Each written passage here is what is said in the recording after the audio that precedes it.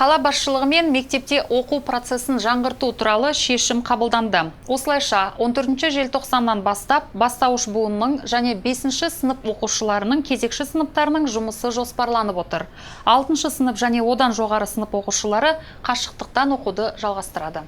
Қалалық білім беру бөлімінде Ридзер бойынша эпидемиологиялық ахуал жақсарып келетінін, қалада балалар арасында науқастану төмендеп келе жатқанын, әрі осыған орай мектеп қабырғасында оқу процесін жандандыру туралы шешім қабылданғанын түсіндіруде.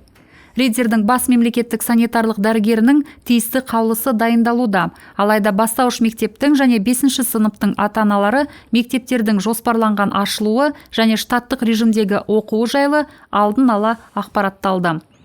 Естеріңізге саламыз, Поперечная және Бутакова ауылдарының аз жинақталған мектептері штаттық режимде күшейтілген санитарлық эпидемиологиялық талаптарды сақтаумен оқуды жалғастырып отыр. Қалған қалалық мектептерде айрықша өкім шыққанға дейін қашықтықтан оқу форматы сақталады.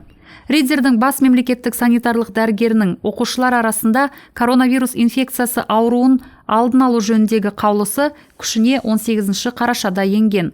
Ол кезде Ридзерде оқушылар арасында 47 оқиға тіркелген. Олардың 11-і кезекші топтарда, 36-сы қашықтықтан оқыған.